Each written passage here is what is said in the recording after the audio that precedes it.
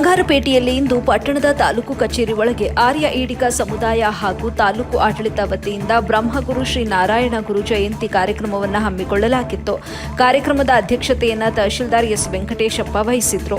ಈ ಕುರಿತು ಮಾತನಾಡಿದ ಅವರು, ಶ್ರೀ ನಾರಾಯಣ ಗುರು ಅವರು ಇಡೀ ವಿಶ್ವಕ್ಕೆ ದಾರಿದೀಪವಾಗಿದ್ದು, ದೀನದಲಿತರು, ಅಲ್ಪಸಂಖ್ಯಾತರು, ಬಡವರು, ಶೋಷಿತರು, ಜನಸಾಮಾನ್ಯರು, ಕಟ್ಟ ಕಡೆ ಪ್ರಜೆ, ನೊಂದು ಬೆಂದ ಶೋಷಿತ ಜನರ ಧ್ವನಿಯಾಗಿದ್ರು. ಅಂದಿನ ಕಾಲಘಟ್ಟದಲ್ಲಿ ಇವರ ಹೋರಾಟದ ಪ್ರತಿಭಾರದಿಂದ ಇಂದು ಇಡೀ ವಿಶ್ವವೇ ಇವರನ್ನ ನಾರಾಯಣ ಗುರು ಅಂತ ಗುಣಗಾನ ಮಾಡುತ್ತಾರೆ. ಆದ್ದರಿಂದ ಇಂದಿನ ಯುವ ಪೀಳಿಗೆ ಬ್ರಹ್ಮಗುರು ಶ್ರೀ ನಾರಾಯಣ ಗುರು ಅವರ ಆದರ್ಶ ತತ್ವಗಳನ್ನು ಪಾಲಿಸಿದಾಗ ಉತ್ತಮ ಸಮಾಜ ನಿರ್ಮಾಣ ಮಾಡಬಹುದು ಅಂತ ತಿಳಿಸಿದ್ರು. ಬಳಿಕ ಆರ್ಯ ಈಡಿಗ ಸಂಘದ ಅಧ್ಯಕ್ಷರಾದ ಆದಿನಾರಾಯಣ ಮಾತನಾಡಿ, ಅಂದಿನ ಕಾಲದಲ್ಲಿ ನೊಂದ ಸಮುದಾಯಗಳು ದೇವಾಲಯಗಳಿಗೆ ಹೋಗುವಂತಿಲ್ಲ, ನಿಷೇಧಿಸಲಾಗಿತ್ತು. ಗುರುಗಳ ಹೋರಾಟದಿಂದ ಎಲ್ಲಾ ಜಾತಿಯ ಎಲ್ಲಾ ವರ್ಗದ ಜನರು ದೇವಾಲಯಕ್ಕೆ ಹೋಗುವಂತೆ ಮಾಡಿದ ಮಹಾನ್ ಪುರುಷ ಅಂತ ಬಣ್ಣಿಸಿದ್ರು.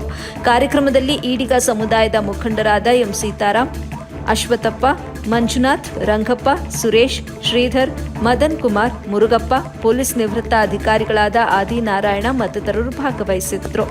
ಭಾಗ್ಯರಾಣಿ ಅವರು ನಿರೂಪಿಸಿ ಸ್ವಾಗತಿಸಿ ಹಾಗೂ ಶಶಿಕಲಾ ಅವರಿಂದ ಪ್ರಾರ್ಥನೆ ನೆರವೇರಿಸಲಾಯಿತು. ವರದಿ ಸೈಯದ್ ಸಮೀರ್, ಬಂಗಾರಪೇಟೆ, ಎಬಿ ನ್ಯೂಸ್.